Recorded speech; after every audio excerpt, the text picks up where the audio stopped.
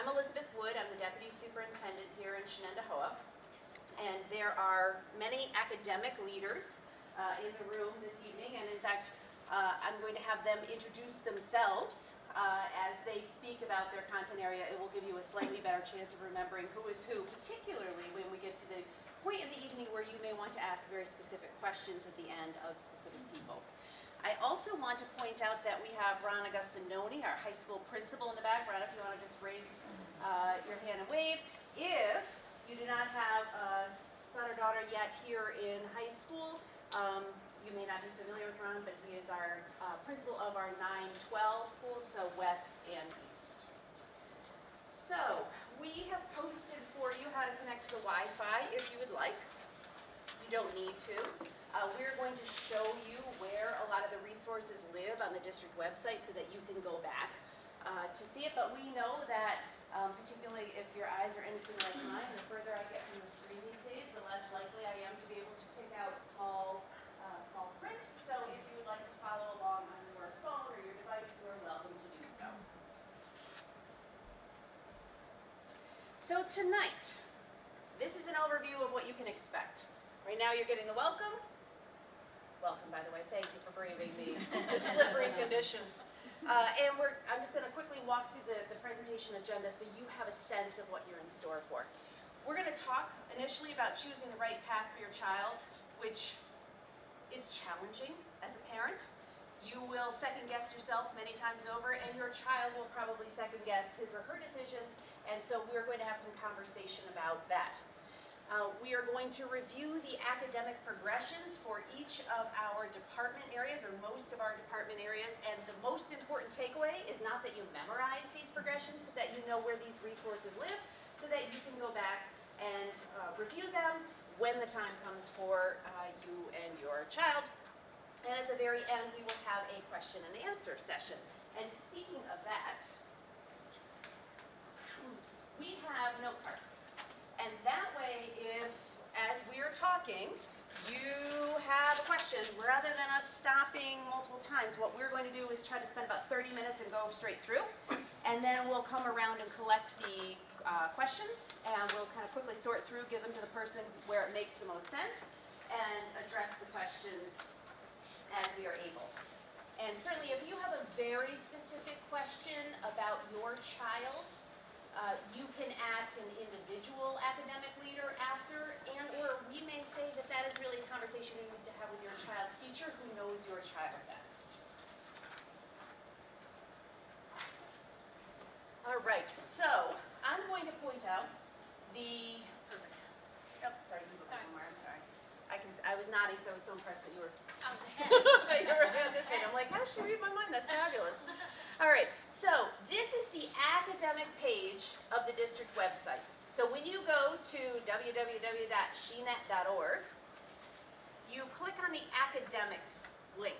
And on the academics page, you can access almost all of the places we're going to be going tonight, because we have laid out our courses in what we call progressions, so that you as mom or dad or the children in our school system have a sense of, if I take this course, what's the next logical progression in the sequence? So we have these academic progressions for every single department, and you see them right here. They are all hyperlinked. I also want to point out that on this page are the specific program of studies. The one that has the most detail about every course we offer is the high school program of studies. And that is where we offer a wide variety of courses. The progressions documents, and you'll see a sample of one soon, are top-level overview, this course leads to this course. If you have specific questions about what the content is for each course, you really should go to the program of studies, find the course itself, and if actually it's usually hyperlinked from the progressions document, you can click on it, it will take you, say, in the business progression, it will take you to the business section of the program of studies. You will get a more detailed description of each course. This is a permanent resource. It's not just here this time of year when students start thinking about course selections for next year. This is always here. You can always come back to it. So here is a sample progressions document.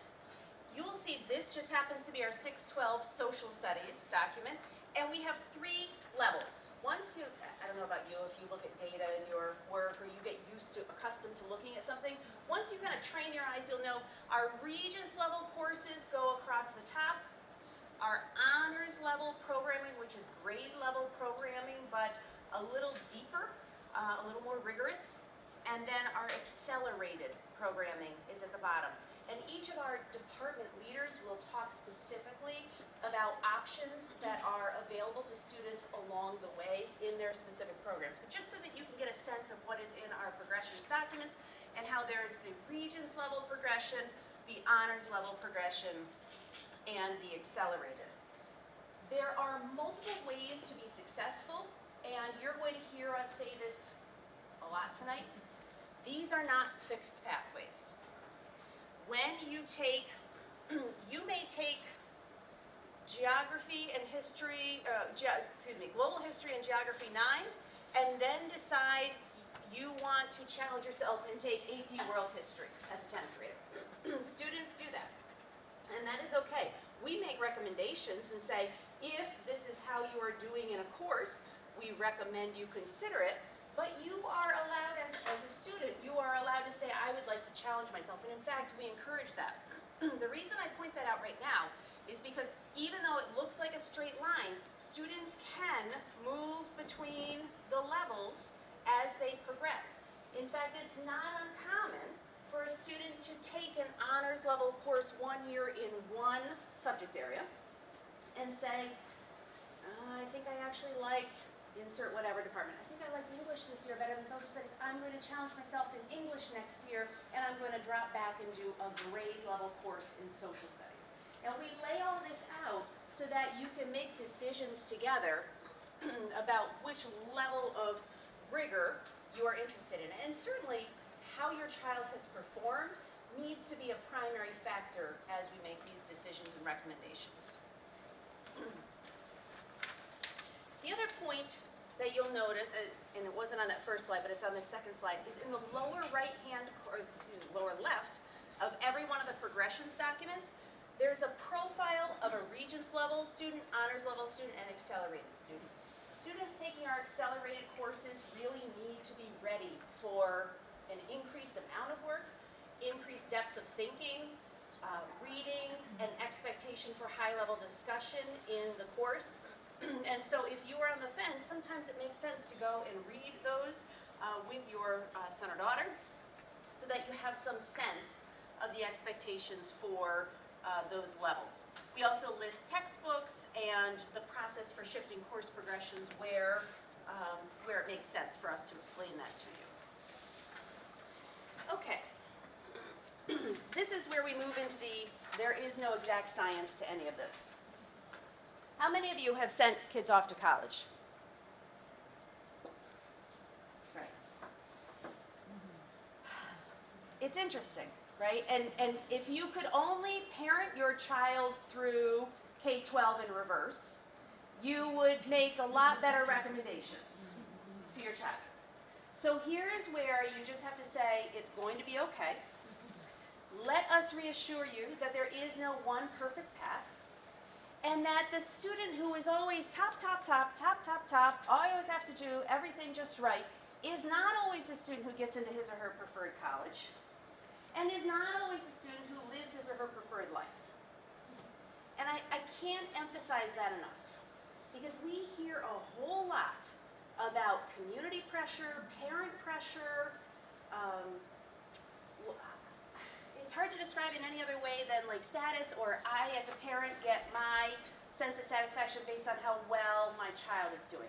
The reality is kids grow at different rates, and we need to allow for that. And they surprise us sometimes, right? They take off 1 year when we weren't expecting it, and other times they hit little fits, they kind of plateau off, and that's okay, because I guarantee most of us in this room have done the exact same thing when we were going through school, right? I remember hearing my parents whisper, oh, she's not her sister, is she? No, I was not my sister, and whatever, right? Whatever. So we have to make these decisions based on the kids in front of us and what we think they are ready for. We also need to make these decisions based on what is happening outside in our kids' lives. So if they are really committed to, in fact I can tell you, my family, my husband and son probably haven't even left for hockey yet. If that's really important in your life and you know that 3 nights a week you're not going to be home until 10 o'clock, bad decision. I should have seen it coming, right, when the learn to skate started happening, right? And my husband started saying, well, I think you'd be a great skater. Okay. If that's a priority, then you have to make your choices somewhat around that. If dance is a priority, great. It is really nice to have well-rounded kids, but we cannot expect that we're going to layer all these really high-level courses on top of it. It's really good to be well-rounded. It doesn't have to be sports, it doesn't have to be dance or community service. It can be a wide-ranging participation in activities, but just take that into account because there is nothing worse than a stressed-out child.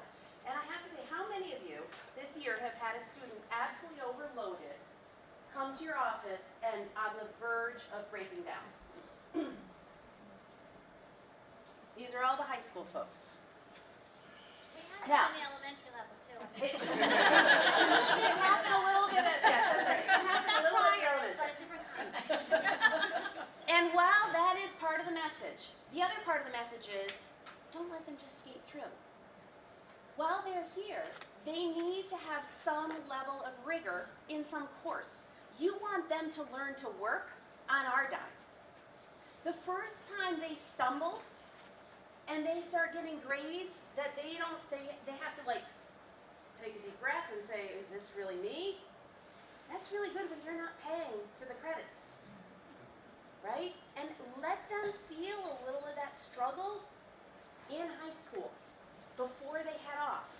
And that's why I say this is not a perfect science. It is very hard to determine which courses are going to give them that little struggle. I can say we have a number of students hit it in AP US History. Good, they're juniors. And hopefully that's where they're going to figure out like, okay, this is where I have to really learn that I have to read, I can't just get by on my background knowledge, and I have to really think about the exam questions in front of me. Yes. But if that is the first high-level challenge, we don't recommend that you're in AP English and that you're in college-level physics as an accelerated student and that you are in calculus. I'm going to each of the academic leadership areas, by the way. Probably means little to you at this point. They know what I'm talking about. It's not a good choice. And SUNY 1 Spanish, not okay. That is way too much. And you can program your child for that with the hopes that he or she will get into their preferred college, which might be MIT or Stanford, or it might be University of Albany, it doesn't matter. They may not get there. Even with, and we have heartbroken kids who say, I am set on going to Princeton, and the reality is we have amazing students who do not get into Princeton, who do not get into their college of choice. So I say this to you to say, again, going back to those of us who've sent one off at least, right, and learned a little something along the way, take a breath. Find with your child the appropriate stretch at some point.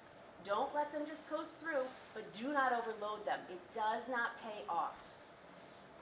You also need to be able to have a little quality family time and quality life because it is very sad when you drive off. Right? And then, I know, I'm still getting over it.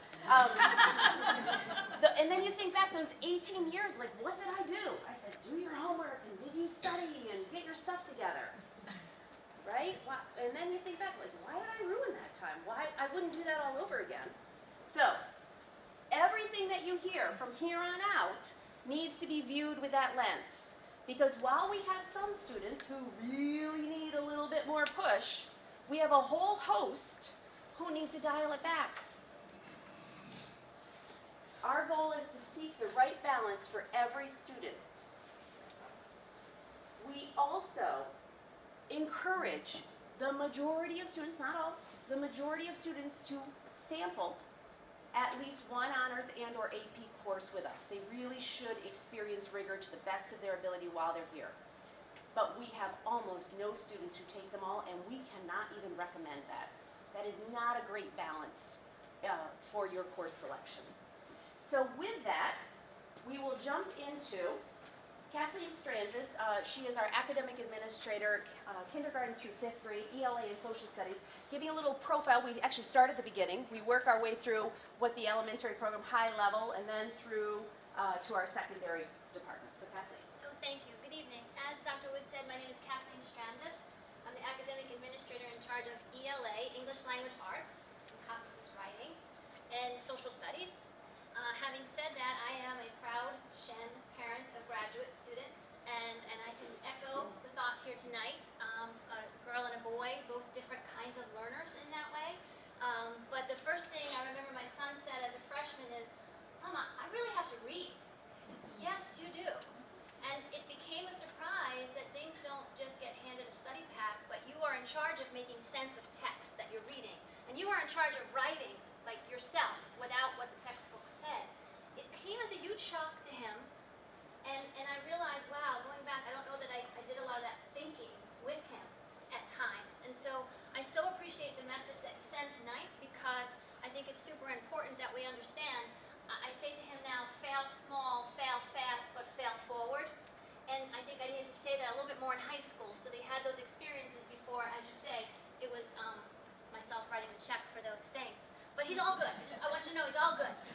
So having said that, I bring you back to the elementary school because we believe in creating a large foundation, right? We want to launch lovers of learning, first and foremost, before they get up to the middle and the high school. So I'm here tonight to express that we have a complete program. We call it Tier 1, or a general program. We have a very rigorous program for all our students. We believe in stretching minds. We believe in this profile here of a Shenendehowa elementary student.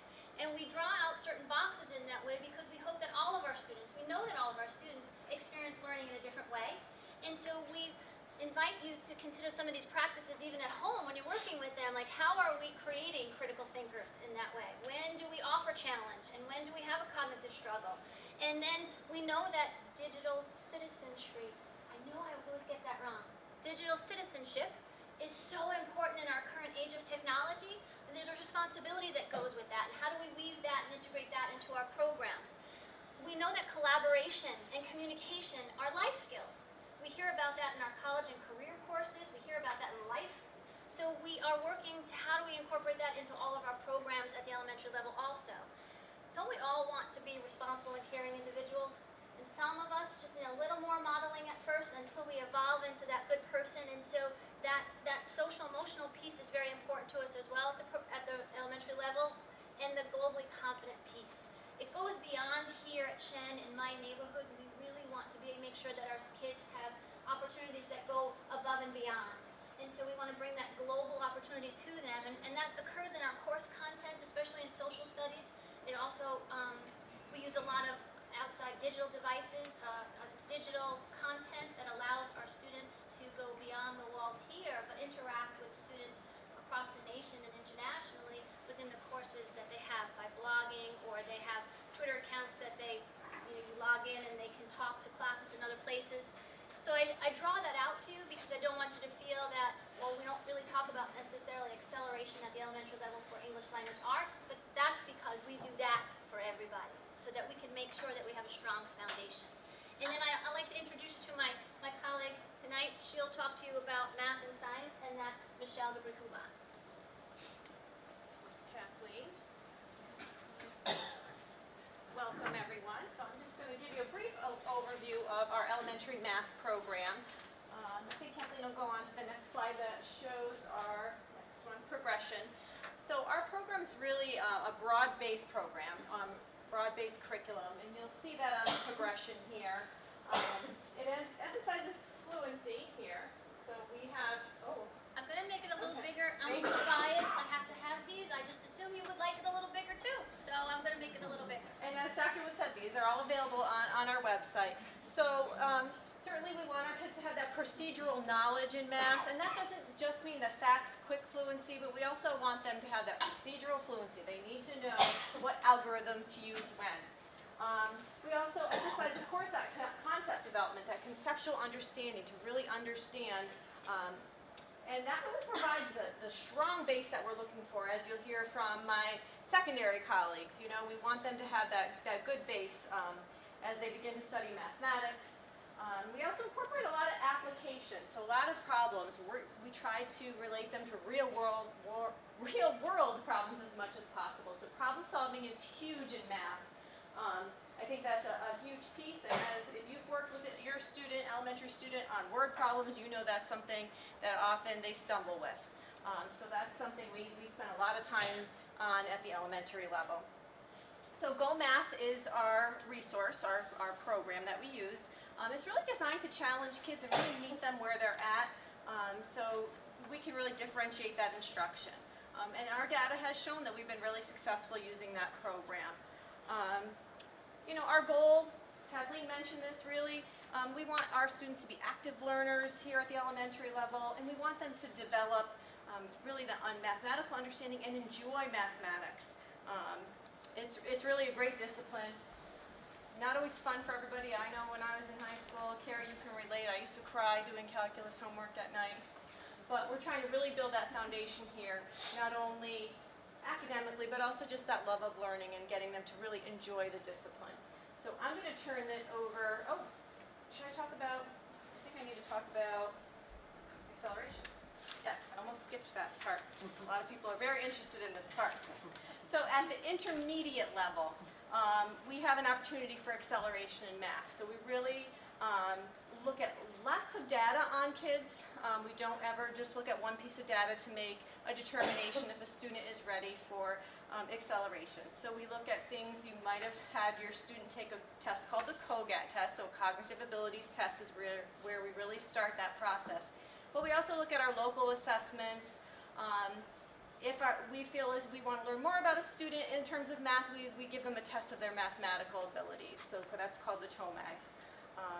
Teachers also will look at a gifted rating scale. So we have lots of pieces of information that really helps us to make an informed decision to make a recommendation for programming for our students. And now I'm going to turn it over to Carrie Peverly, who is our academic administrator for math at the secondary level, 6-12. I almost tried to give her my job right now. No, we got K-12. No, I just want one. I just want one. Hi, everybody. Just out of curiosity, how many of you were at last night's 8-going-9 presentation? I'm just curious how many are going to hear some similar comments. Okay, so this presentation is obviously a little bit more global. You might hear some similar comments that you've heard from last night. So here's the takeaway message, and it's going to echo some things that you're going to have already heard and you're going to hear again. We have many, many ways for students to be successful in the world of math. Right? Lots and lots of different pathways. And I'm going to just briefly kind of point out some of the different opportunities to students as they move through these pathways. Another thing to note is that these are typical pathways. Dr. Wood alluded to that. That does not mean that these are static. In other words, once your student is in a pathway, they're stuck there forever. We have many opportunities. We have many students who move from Regents to honors to acceleration. We have students who go from honors to Regents level, depending on where they are in their own program of studies, where they are in terms of what they can handle at a given time, middle school versus high school. But these are typical. If we put all the arrows in, this would be really very overwhelming to take a look at. All right, but I want you to note that they're not just stuck in a pathway once they're there. The majority of our students move through a Regents pathway for mathematics. Okay? And what that means is that they will take Math 6, Math 7, Math 8. They will move on and take some form of algebra. And we have different pathways there as well. The majority of our 9th graders take algebra. For those parents who heard me last night, the majority of students take algebra.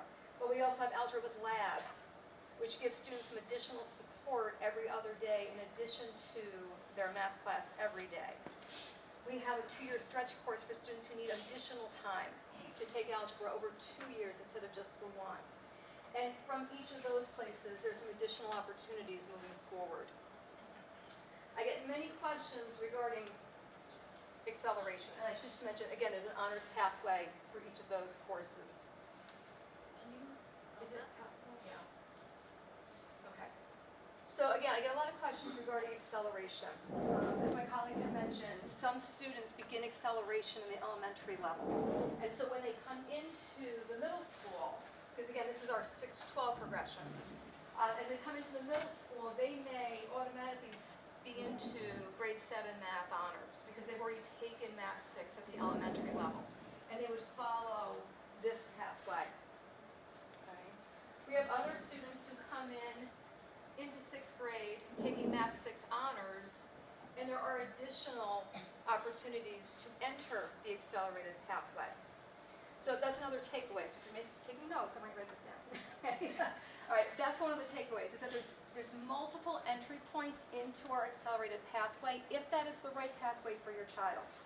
We recognize that there are times that there are different maturity rates, there are different, oh, thank you, sorry, I'm sorry. Can you hear me now? Yes? Okay, sorry. But there are different times that students are ready, if they're ready, for the accelerated pathway. And so that's why we have multiple entry points. So acceleration at the elementary level is one opportunity.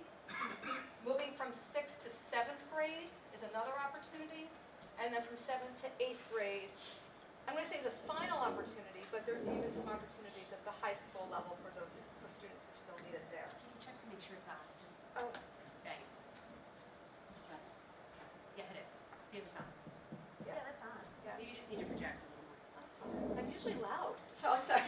Okay. All right. So, That's better. That's a little better. is it better? Yeah. Okay. Again, another takeaway. Math 6, can't skip over that. All right. So if you're looking at this and saying, oh, I want my students to be accelerated, or I think that's going to be a good program for my child, Math 6, students are not allowed to skip over. And even when they move on, they're not skipping anything. We're compressing. So for instance, when a child accelerates 6 going 7, they're taking Math 7 and part of Math 8, followed by Math 8 and all of algebra. So again, what we're trying not to do is create gaps for students in their learning, but create a different program for those students who are able to learn at that rate. And finally, we do have some students who are double accelerated. Again, most double accelerated students, that's happening elementary into the middle school. Again, a very small group of students. Why do students accelerate? That's a really important question, and I'm going to give you some good reasons, and then I'll give you a bad reason. All right, 2 good reasons to accelerate. A student needs some additional challenge. All right, so the student who's sitting there bored, the student who really doesn't have to do a lot to be successful, we need to get that student to a place where they're doing some productive struggle. We talked about the word struggle. We want a student kind of reaching. Okay, if we're doing it right, your child is kind of struggling a little bit. But there's no crying in math. There's no crying in math, all right? But we want that productive struggle. All right, so one of the good reasons is that your child needs some additional challenge. The long-term good reason is that your child will get more math before they leave Shen. So for students who accelerate, they have many opportunities when they get to be a senior in terms of different levels of calculus and then AP statistics. All right, so that's kind of an added benefit to being able to do that. And you're going to hear from my science colleague as well. Bad reason to accelerate is to stop taking math as a senior. Bad reason. Okay, so we don't want to accelerate a student just to get them out of math faster. Okay. Other bad reason, my friend is doing it, so I want to be accelerated too. Bad reason. All right, so you really have to pay attention to why we would want to accelerate a student. Again, lots of, when a child's teacher makes a recommendation, lots of data points. Again, looking at a lot of different things to make a determination about what program is best for your child. Be a partner in that. I often get phone calls and I'll say to a parent, please talk to your child's math teacher. If it's a goal for you to have your child accelerated, talk to the math teacher about what you're seeing, what they're seeing, and is that really a good idea? All right, but it needs to be a partnership, and make sure that you're talking to your child's teacher about that. Okay, so, of course, course, yes. Sorry, I missed that.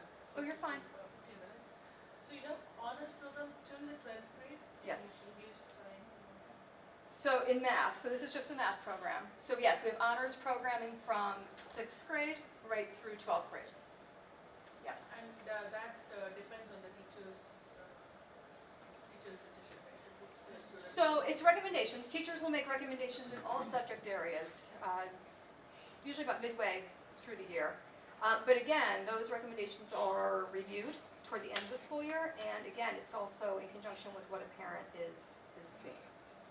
Okay, so again, make it a partnership. Okay.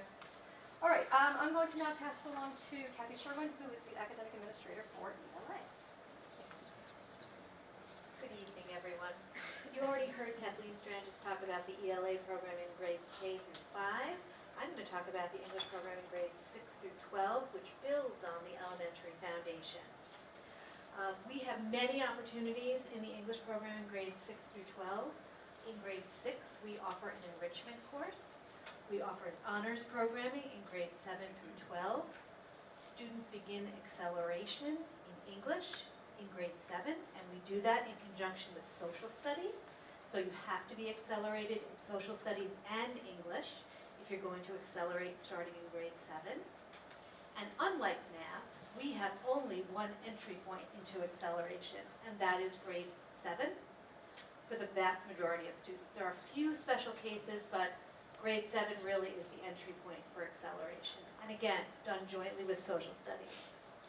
We offer 2 AP courses in the high school, in grades 11 and 12, and we offer 2 interdisciplinary courses, one in grade 10 and one in grade 11. So starting in grade 6, Shenendehowa offers students the opportunity to take what I call double English, which means that every student coming into the secondary English program takes a course called English 6. English 6 is a writing-focused class, and in addition to English 6, most students take Reading 6, which is a course which requires students to read across genres. It also introduces students to Socratic Seminar. Yes, we start Socratic Seminar in grade 6 for all students. In Reading 6, we call it Spiderweb Discussion, and that does involve a ball of yarn, yes. And that is the way that most students come into reading in grade 6. We do have our first enrichment course in grade 6 called Critical Inquiry. Very small portion of our students in grade 6 take Critical Inquiry. That course is really for our most highly able readers. Many of you may have had your 5th grader, if you are the parent of a 5th grade student, take the COGAT test, which is part of our process for being recommended for critical inquiry, not the whole thing, but part of it. Critical inquiry is different from Reading 6 in that it is theme-based. The essential question which drives the whole course is what is justice? And all of the texts and the writing that students do and all of the discussion that students do in some way revolves around that essential question. Socratic seminars are more frequent in critical inquiry. The texts that students read are more challenging in critical inquiry. There is a presentation every quarter that a student will give, like a formal speech, culminating in a TED Talk at the end of the year. So that's an enrichment course. As I said earlier, we begin honors programming in grade 7, and that goes all the way through to grade 12. Again, flexible. A student may choose to take honors at any point where he or she is ready. Lots of opportunities to do that. And I wanted to note, I think it's very important to know that we evaluate every child every single year. So whether your student is in Reading 6 or Critical Inquiry, all children are considered for honors programming and acceleration as we look towards the transition between grade 6 and grade 7. So want to just hit a couple of highlights. I mentioned we have 2 interdisciplinary courses, one in grade 10 and one in grade 11. I'm going to talk about the course that's offered in grade 10, which is a course called World Culture, World Literature. Every year when we give this presentation, we always do a show of hands. How many of you here tonight are alumni of World Culture, World Literature? Anybody? Wow. get more hands than that. World Culture, World Literature is really an iconic Shen course. It is an interdisciplinary course taught by an English teacher and a social studies teacher. It is an honors level course. It brings together English, social studies, and art, so it is truly a humanities course. Students who are accelerated take that course as 9th graders at High School West, even though it's really a 10th grade course. So the beauty of it is it's really open to everyone, whether your child is accelerated or not. If they are ready for honors programming in grade 10, all students coming here to High School East have the opportunity to take World Culture, World Literature if they're ready for it. My colleague Lisa Kissinger will be up in a minute talking about social studies, and she will talk about American Studies, which is the second interdisciplinary course that we offer at grade 11.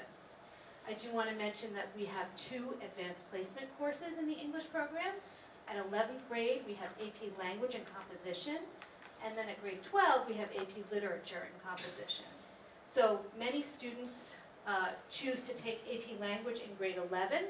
However, if a student did not take AP Language in their 11th grade year, and we're taking a different course offering, that is open to them in grade 12. They can really make a choice between AP Language or AP Literature. So lots of opportunities for students to challenge themselves. We definitely encourage students to take a course that is interesting to them. All of our courses are text-based and writing-focused. So we really want students to leave Shenendehowa with very strong reading, writing, listening, and speaking skills. And now at this point, I'm going to turn it over to my colleague Jean Lorch, who will talk about the science program in grades 6 through 12. Okay, hi everyone. We are going to pause for a moment and just make sure that all of you know how to find the progressions, because we keep going over the progressions, but we wanted to take a minute just to show you how to find it. So this is shenet.org. Go to shenet.org, click on academics, and then you can find all the course progressions here all the way down. So even if you have any questions, again, Dr. Wood kind of showed you some examples. There are links in those documents, but everything is right here. So it's relatively easy to find. The other thing I will point out is the high school program of studies is here. We have programs of studies for all the other academic programs. We have some videos here for acceleration enrichment. If you scroll a little bit further down, and maybe even a little bit more, I'm sorry, you'll see down here, my colleague and I, and maybe it isn't that far down, but somewhere on this website, somewhere on this page is a link to a video that we did on specific to like science and math acceleration. So there's tons and tons and tons of opportunities to search out this information with your child and look through all of the information together and have that conversation and make it a partnership. So with that said, we can go to the science progression. And while we're finding our way back to that, I will say that I am a Shen alumni. I am an alumni of World Cult World Lit. And I have 3 children that have successfully gotten, well, 2 have gotten all the way through college. And then my daughter is the beneficiary of a calmer mother who says, it's okay, it's okay. And, of course, my oldest son says, I'm like the first pancake, right? It's, like the first pancake in the pan is usually the one that you mess up a little bit. And, of course, they tease me a lot about that at home now, but, we can laugh about that. But it's very true. As I have become a more experienced mom and an older mom, my view of the whole thing has become a lot more relaxed. They find their way, they go to the college that fits, and they're successful, and I think that Shenendehowa prepares them well, and a lot of it comes back to this choice. There's a lot of choice at Shenendehowa.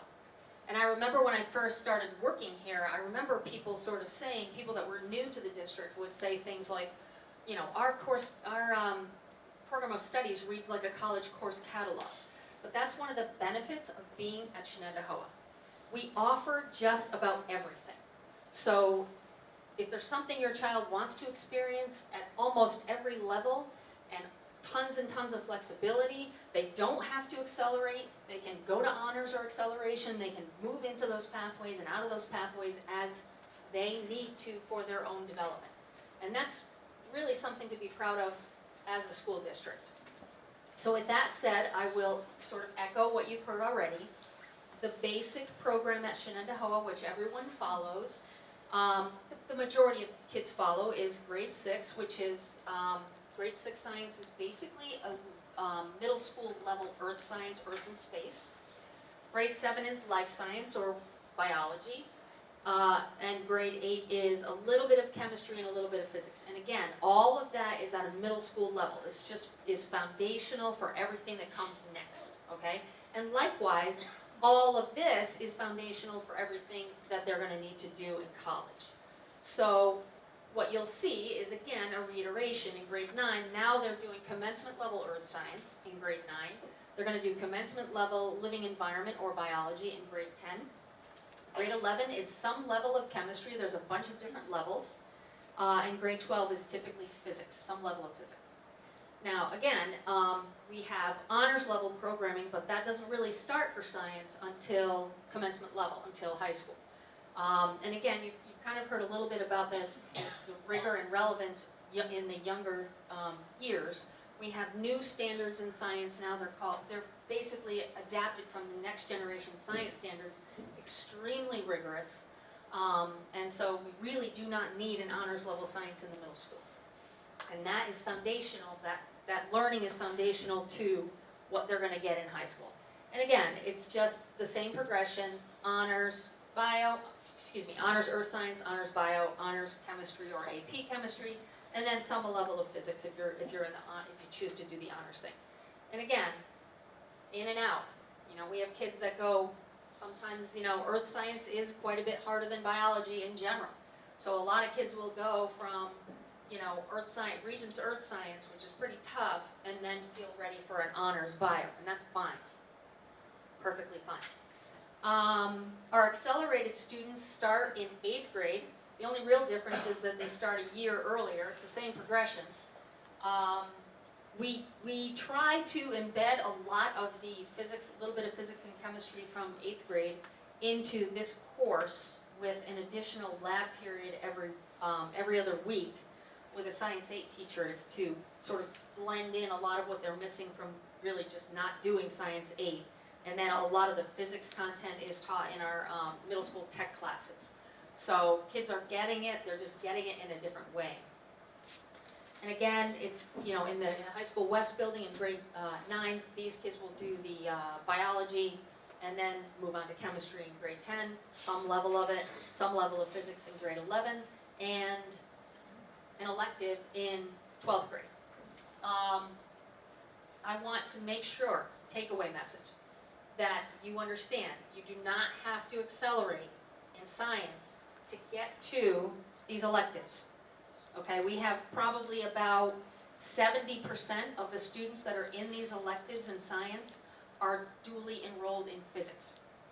Because we don't let kids sort of opt out of physics to take an elective, because we've heard repeatedly from colleges, like Mrs. Peverly said, they want to see 4 years, they want that baseline knowledge, they want earth science, biology, chemistry, and physics, and then an elective is a little icing on the cake. But if you don't accelerate, you can still get there. So, and usually by the time they get to this point, they know they're gonna be a STEM student, they know they're gonna pursue some kind of STEM field, and so a lot of them will duplicate, will double up in the physics if they did not accelerate in middle school. So nothing is closed, nothing is ever closed. 8th grade math and science. Oh, yeah, good point. One question I always get, and I want to explain this. In order to accelerate in science in grade 8, you must be at least 1 year accelerated in math. And I'm going to tell you why.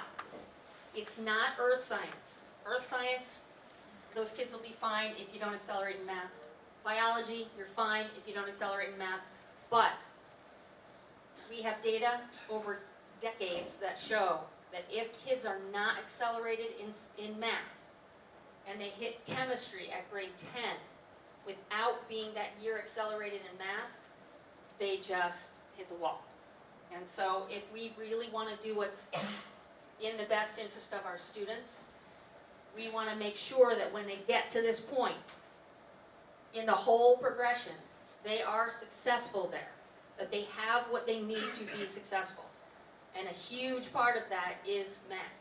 The math has to be there, and they have to be pretty solid in the math in order to do these applied levels of math. It's applied math when you get up to this level.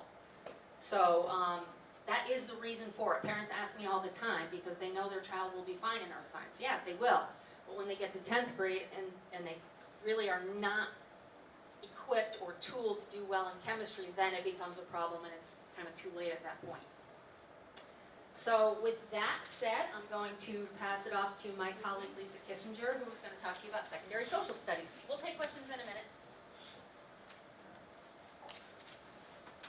I've heard a lot of commonalities between all these programs and the social studies program, but of course there's a few differences I think that are important to point out. We, as Dr. Wood talked about, we have pathways for students at the Regents level, at the honors level, and at the accelerated level. Like the science program, you can take all of the courses that we offer in the social studies program, grades 9 through 12, without being accelerated. So I think that's important takeaway for you to take with you as you go. We also offer a few more college courses. You've heard so far about advanced placement. Social studies has we have a relationship at Shenandoah with Syracuse University. We offer 3 of the Syracuse University Project Advanced courses for students to take. They're all really classes that they would take as seniors. They really wouldn't take them normally before they are in 12th grade.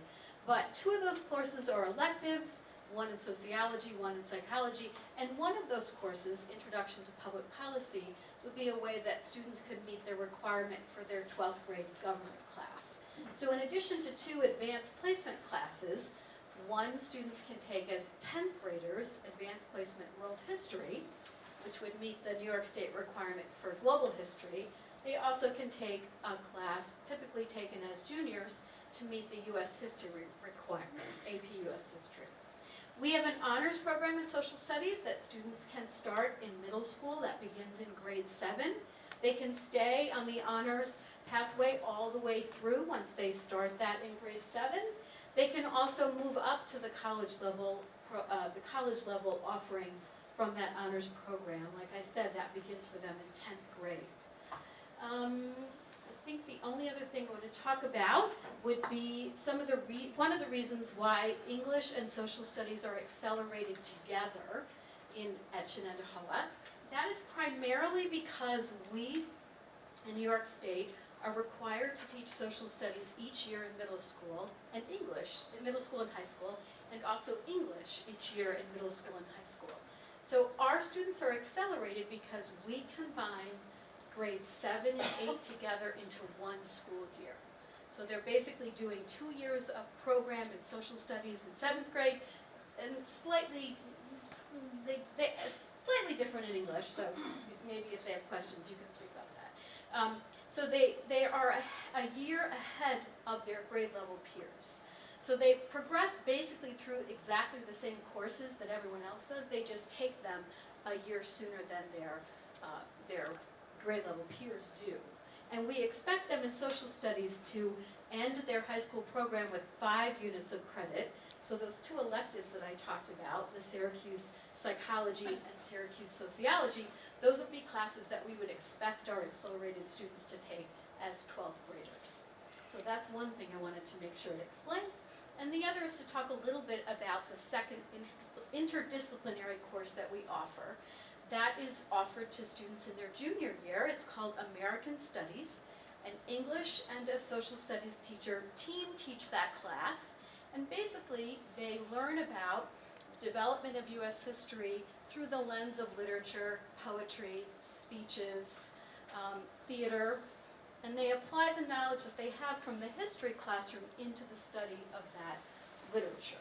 So it's team taught together. It's 2 separate classes. They get 2 credits for it, and it meets back to back.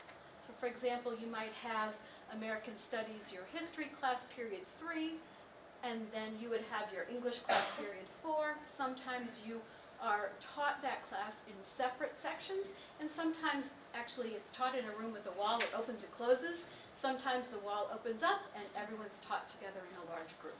So we are very proud of those courses. We are, I think, kind of unique in the capital region to still offer those classes. So they're very much we're kind of famous for those classes here in SHERWIN.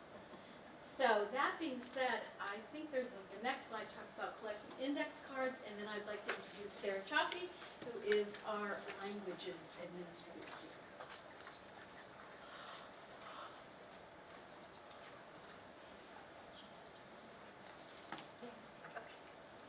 So I'm just going to start talking while my colleagues are collecting the cards. So I'm Sarah Chaffee. I'm the Academic Administrator for World Languages 712.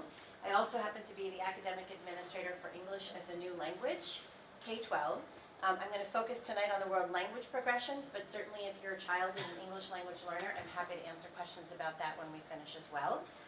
If your child is an English language learner, most of their program is going to look exactly like all of the things we're talking about with you tonight, with some exceptions. So let's talk about the world language program at Shen. I am also a very proud alumna of the World Language Program at Shen, so much that I came back 30 years later because I couldn't stay away.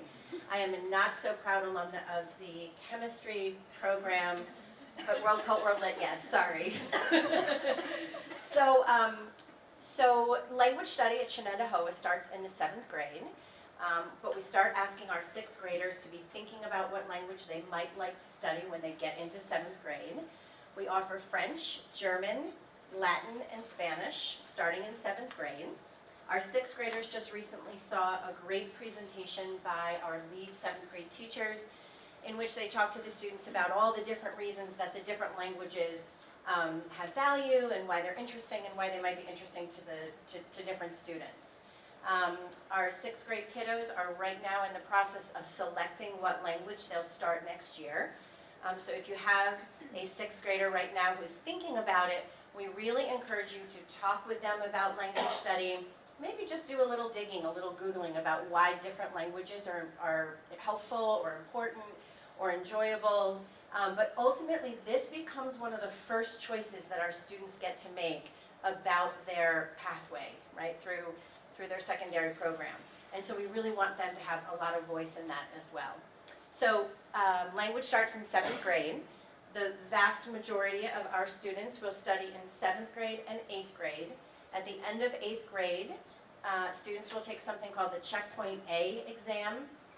And that is just an assessment that kind of checks in to see that students have reached a minimal level of proficiency. If students take 7th and 8th grade language and they pass that Checkpoint A exam, they have earned their first, except for, of course, unless they're accelerated in other subjects, but all of our students will have earned their first high school credit. And that is a high school credit that is required for graduation. And so after they take their Checkpoint A exam, they move into level 2 and 3 in high school. And at the end of level 3, which for most of our students is grade 10, they take the Checkpoint B exam. And so then that's checking in to see that they've reached the next level of proficiency. After they complete Checkpoint B, they have the opportunity to take SUNY 1 level language courses and SUNY 2 language courses as seniors. And like all of my colleagues have talked about the fact that there are sort of your typical progressions and then there are variations in there. We have the same in language. If your student comes to us from another state or another country and they haven't had language study in 7th grade, we have various things that we have in place for them to sort of get caught up. We also offer for students when they get to 10th grade the opportunity to pick up the study of Chinese. And they can also, they also have the option to pick up another language. For example, if I'm a Spanish student and now I'm really interested in picking up Latin, I can do that when I get to 10th grade. We have about 21 students right now who are enrolled in more than one language. I would be remiss if I didn't mention the Seal of Biliteracy program. It's something we're very, very proud of. We just are launching it this year for the first time. It's a nationwide program. New York State is now on board with it. So the Seal of Biliteracy is an opportunity for our students to show that they are proficient in speaking, reading, writing, and listening in more than one language. They are not bilingual. Our students will not be bilingual when they graduate, and it's really important to understand that because a lot of parents say, well, we're going, with my 8th grade child, we're going to Italy this summer, and they're going to order all our food, and they're going to make all our plans, It's not going to happen, okay? It takes a lot longer than that. This is just getting them to a level of proficiency. So the Seal of Biliteracy actually shows employers, colleges, the military, whatever it is your child might be interested in doing upon graduation, that they are proficient in more than one language. Our seniors just completed our first round of Seal of Biliteracy projects and presentations, and then we'll have the next round in June, which will be for our juniors. And that's something we'll continue to do each year. I think that's everything, okay? So, we're going to round out your evening with Rose Barra, who is the academic administrator for Family and Consumer Sciences, Business, and Tech. Thank you, Sarah. The courses that I oversee sometimes are called CTE. CTE gets thrown around a lot, Career and Technical Education. At Shenendehowa, that means a lot. We are really, really proud of being able to offer courses that are choice courses, electives, in areas that are directly related to the workforce landscape currently and in the future. And we pride ourselves into taking a really hard look at what those skills will be when these kids graduate from high school and college, and what can we do to backfill and give their students some choice. So what I encourage you to do is to please access that program of studies, because this is where your students can choose. What is it that they're interested in? How do they know? Read the descriptions of the courses that are offered in the CTE electives and see if they can find some place that they can land on that seems interesting to them. Whether it's child studies, whether it's entrepreneurship, whether it's building a house, whether it's working on a car, whether it's being an engineer. We have pathways for all and more. I'm very excited that we have 3 new courses that are coming on board because we are in tune with what's happening in the workforce landscape. The first is a financial literacy course. It is a half-year course designed for non-majors, so that a student who might be interested in building a house, starting their own construction company, but really want to make sure that they have the nuts and bolts down on the financial side for running their business. Those are the students that that course is designed for. The other 2 courses have been recommended by you. The parents have been telling me for years, my child would love to take courses in health sciences and become something in the health sciences careers. We know that the projections in those areas are huge and booming. And so why doesn't Shenendehowa offer anything to expose our students to health science careers? Starting next year, we will. There's 2 half-year courses open to students in 10 through 12 that will give them exposure to a wide variety of health careers. My colleague is not here tonight. He is Frank Rosselli, who is the academic administrator for music, fine, and performing arts. And that's the other area that please ask your students to take a look at all of the offerings we have in those areas as well. Keep in mind that there are multiple pathways where students can earn a Regents Diploma and a Regents Diploma with advanced designation.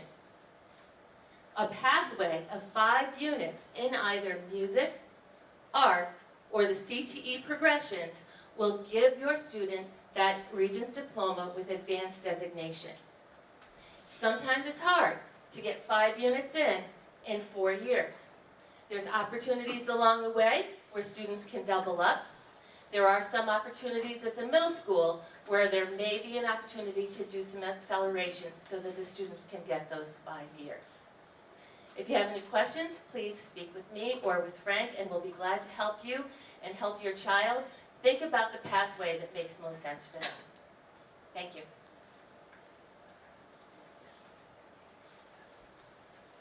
Okay, so now we'll get to the questions that came in on the index cards. And, as I sit and listen, please know, we spend a lot of time talking about those acceleration pathways because that is where we get the most number of questions.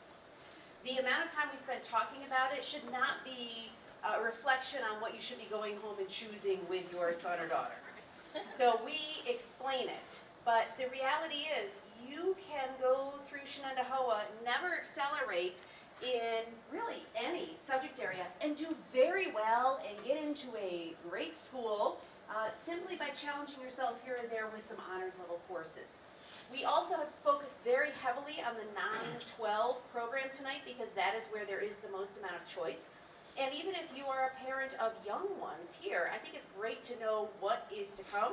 But when you go home tonight, it is not time to start cramming for calculus. It is a great time to remember to spend a lot of time loving your child, making sure that they understand that you have unconditional love for them, make sure that they learn to treat other people nicely. I occasionally, here or there, come across people who benefit from a reminder on that, and that is key in life, right? All places that you go. Job interviews, like eye contact, right? Building background knowledge can happen in a number of ways and doesn't need to happen by taking AP classes. You can go to museums, you can read together, you can actually listen when your child talks. That's really, sometimes I have to put my phone away. I am buried by work emails, and I will notice that I am in my phone and not paying attention. And at that point, I usually find my phone or my purse, drop it in, and come back to wherever they are, and then I actually listen, and I try to engage in dialogue because it is amazing what children learn just by talking. Learning is a very social activity. Sometimes we forget that. We say, sit there and read, sit there and write. It is social, and we should be talking with our kids.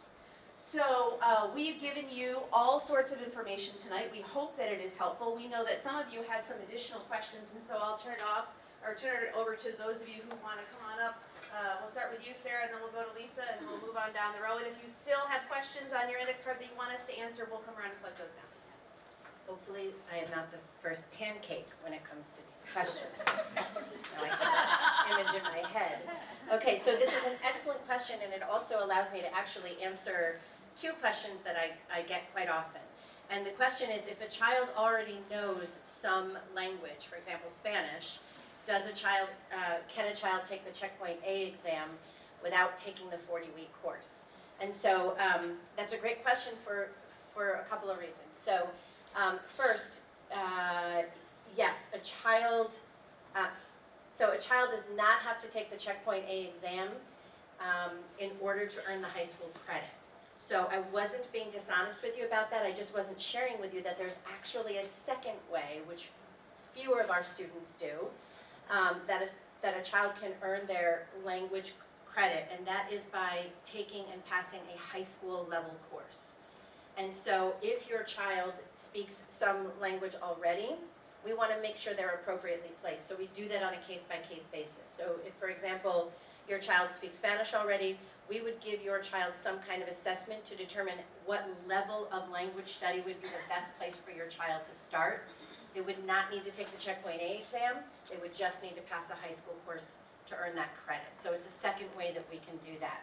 The nice thing about having that option, that sort of safety net of taking a high school level course to earn the credit, is if your child does not pass the Checkpoint A exam, we also know that they can continue into the high school and they can pass a high school level course and still earn their credit. So it works both ways for good reason. I hope that answers the question. Okay, my question is, I feel like we're at a game show. My question is, my son's currently in 7th grade and in social studies honors class. What conversation and when should I have with my son about next year's classes and levels? I love that question because you're talking about having a conversation with your son. That's great. So 7th grade to 8th grade is not as much of a decision really as you will find when you're making the 8th grade to high school decision. So I would talk, you're going to have the conversations in the spring soon, because those decisions, you're going to get a letter in the mail that says your child's been recommended for these courses. So that's a good time to have that conversation. And what should you talk about? I would want to know how interested they are in the subject still. Do they feel like they're learning things? Are they challenged by it? Do they still want to engage in the higher level course? And I would say for 7th to 8th grade social studies, you would want to encourage that. Because the more prepared they are, out of their middle school program, the more successful they will be if they take on the challenge of Level 9 honors, which is the first high school honors course that we would offer. Who's next? G. Oh, you have two. You have a few. Okay, they're all related though, so it should be easy. First question is, in order to accelerate in science, students have to be accelerated in math for 1 year. Does it have to be middle school acceleration? The answer is no. As long as they end up 1 year accelerated in math, by the time they get to the end of 7th grade, then they will be invited to accelerate in science. Okay, so even if they accelerated in 4th grade, it's fine, then they'll qualify. The question about AP Physics, why do we do Siena College Physics instead of AP Physics? Years ago, we used to run a course called AP Physics B, which is non-calculus based physics. Because the majority of our students don't have enough calculus under their belt in high school to be able to do the calculus-based physics, so we ran AP Physics B. College Board made that course a 2-year course. And our kids at Shen can do basically that course in 1 year. They don't need to take 2 years to do that course. Some districts are finding ways around that. I'm not sure about the wisdom of doing that. Our students take Siena College Physics. It's the same content that would be in AP Physics B1 and AP Physics B2. And so the kids can actually still take the AP exams for physics, many of them do. And we just can do it, that's one way we can do it in 1 year, because they just don't have enough time in their high school years to get it all in. So we want them to get electricity and magnetism as well as mechanics before they leave. Okay, the difference between honors and advanced placement, advantages of each for college admission, and for acceleration, should they take AP in 7th grade. So AP is only offered at the high school level. So in general, that's the first answer. As far as the difference between honors and advanced placement is really a college level course. So those courses, if it's an AP course, it's a course specifically that we run here from the College Board. So you can go to the College Board website and look at everything they offer and what we offer here and what the content is.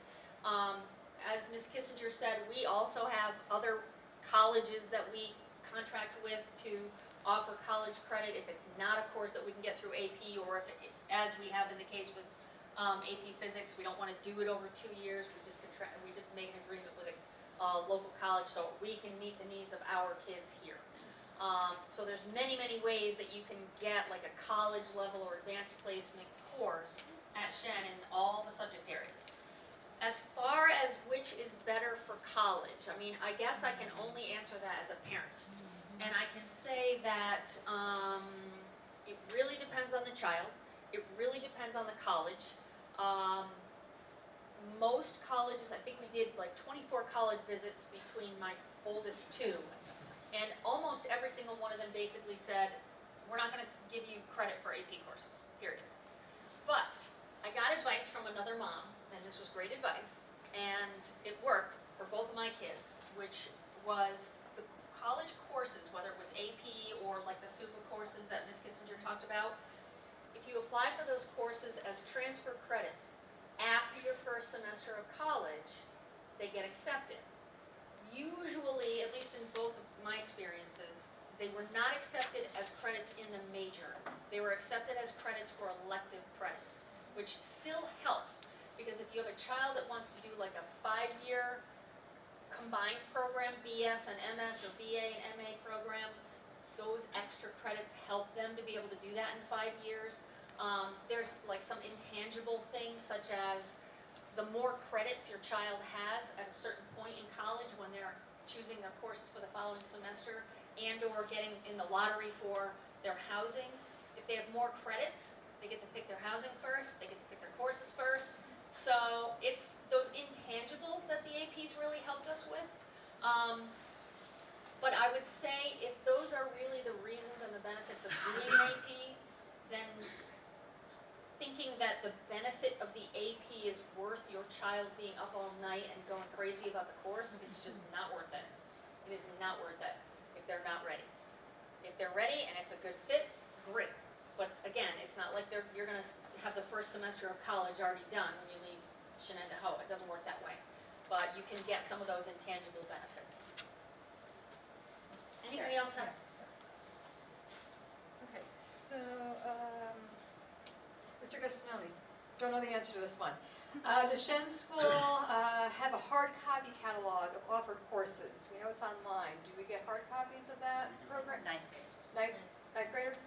So okay, so whoever asked that, our program studies, ninth graders will get a hard copy of that. Okay? The other one was, can students switch between different levels during a year? Or do they have to switch a level at the end of the year? So we really want students choosing courses in a way that they are going to be successful in that year. It's really difficult to have a number of students that are going to go into a course thinking, well, if it doesn't work out, I'll just move to another level. We're not going to keep a student who is really struggling and even failing a course. We're not going to keep them in that course. We're going to move them to a place that they can be more successful. But it's really important to go into that course knowing that this is really the best place for me right now, and not going in with the idea, like I said, well, if it doesn't work out, I'll just move to another class. A couple of reasons for that. One, it really kind of messes with the number of students in a class. You can imagine if there's a lot of movement, classes of 25, 30 could really become really big, really fast. And it also, again, we want students committed to that class and not just kind of giving up too soon. So really we want students going into a course and staying there. How do parents learn about teachers' recommendations? So at the middle school and high school, you will get a letter basically outlining all of the different courses that have been recommended for your child. The one at the high school will come home, I think the end of March. Okay, so mid-March. And the one at the middle schools will come out, I believe it's April or beginning of May. So be looking for those. And again, those are recommendations, and there's some guidelines in terms of if you disagree with a recommendation for whatever reason, there are some guidelines as to what you need to do to have that conversation with a teacher or an administrator. Okay? I think that's it. One more. Oh, sorry. The question is it mandatory for a child to take the COGAT test in 5th grade to qualify for recommendation for critical inquiry in grade 6? And the answer is yes. We look at more information about a student as a learner than just the COGAT test, but we do require students to take the COGAT test in grade 5 if they want to be considered for critical inquiry and honors math. So COGAT testing is ongoing. It's happening. Is it finished now? Just finished? Okay. Yeah. And yes, so that is yeah, that's a yes. Thank you. Two more here. If we know it's easier to learn a language at a young age, why are we waiting until 7th grade to pick a language that is music to Strophi's ears? I think that, truthfully, if we could rethink all sorts of K-12 education, be it public, private, school, doesn't matter, I think we would love to get off this treadmill. And I would actually say one of the things that we are talking about, and some of you may have heard it, is talking about running and looking at a different type of schedule for our 6-12 buildings or middle school and high school, simply because after a while it starts to feel, it doesn't address the language and the fact that we really should be teaching languages earlier. But the guidelines from the state education department really put us very lockstep in terms of what we should be teaching when and how. I think if we were doing this all on our own and dreaming it up, we would probably draw some things out differently and put some things together in a different order. But we are looking at ways to try to slow down a little bit and give students more time, feeling a little less like, I do this, and then I do this, and then I do this, and then I do this, and now I'm supposed to have learned everything. The second question is, are there opportunities for students to take a financial literacy before grade 11? It is worked into certain courses, and now I'm trying to actually just impress Mrs. Barra with what little I've acquired. I know that they dabble in it in some of our middle school facts classes. I know our Introduction to Business, I've seen, which is a 10th grade course, I've seen some great lessons on financial literacy. I know it's even in our senior economics classes, but the financial literacy course itself was specifically designed for 11th and 12th graders because that's when they really start paying attention. That is when mom and dad say, that's okay if you'd like to have a car, not a problem. Would you like to see the difference in our car insurance bill once you get a car? And would you like to start thinking about what it will be if you get college loans? Not a problem. We're happy to help you with what we can, but here's what we can give. And if you borrow this amount, let's figure out how long that's going to take you to pay that back. So is that still your favorite college, or could you consider that place for graduate school? Right, so that, and it's really serious, right? Like, when do you start really paying attention to that stuff? When it gets really close personally. And so that is why there was a lot of conversation about where that financial literacy course was going to go. But we've heard it from our teachers who teach a lot of students Intro to Business. Our business classes are fantastic. I strongly encourage it. Put it this way, I strongly encourage that students take at least one business class while they're here. Financial literacy will be a great option. But the teachers tell us that we really have the kids' attention when it's right there. And we know, we understand that. I don't know about you. I am so impressed that all of you are here and still here talking about this. But you know who is super, super impressive? Have you looked out the window? We have ballroom dancing happening in the cafeteria. We have couples, like, and you probably don't know that we can see them. Put it this way, I would barely say yes to that, and I certainly wouldn't if I know a room full of people were watching us receive instruction, and then, anyway. As we walk by, I think we should stop, applaud, right, and say we are very impressed with your commitment. So I think there was one more question, and then we're going to wrap it up. I was just wondering if a child can choose to take an honors course without a teacher's recommendation. Oh, can a child take an honors course without a teacher recommendation? The answer is yes. Especially, you know, at the upper high school level, by the time you get to 10th grade, 11th grade, yes. If the student goes in and says, I would really like to take an honors class, yes, they do not have to have teacher recommendation. Please have that conversation with your child, though. If you are fighting tooth and nail at home to get work turned in, now, maybe your child is the one you're going to fight tooth and nail, whether it's AP, honors, or Regents, it's just their profile, right? But you know that they intellectually can handle it, then that's the right choice to make. But we don't gatekeep that. But at the same time, it's to the question before about do we let kids, you know, if they've gone into geometry honors or something, level down to geometry, we can only do some, but very often, you know, we're looking at very large class sizes where that happens, where they level out. And you have to think about what it's done to the child for those 3 to 4 months, how they're feeling about themselves as a learner. So it is better that you do a lot of research and you listen to the teacher recommendation, because very often they're right. They've seen it before, they know the profile of the student, and they know what's likely to happen with that, with your child as they move on. And I'll have to say, even though I do this work all day long, I rely on my own children's teachers to give me advice, because they know stuff about my kids I can't possibly know. So with that, thank you so much. We have a parent evaluation survey, because we would like to know if the time that you spent with us here this evening and you said to your spouse, I'm sorry, I cannot go ballroom dancing tonight, I really need to be here, if this time was worth it. And if you'd like to see something else during this time. If you have a QR code reader, and if you have an iPhone, honestly, all you have to do now is take a picture of it, and it will automatically take you to the website. It's very short. We would love for, I don't know, maybe that works on Google phones too. I don't know. I know it works. Does it? Thank you. You can take a picture of it. You can get to our survey. We would love your feedback. We'd like to know, was this worth your time tonight? We will stick around if you have specific questions for us, but we really appreciate you coming out and go home and hug your kids and tell them they are going to be just fine. Thank you.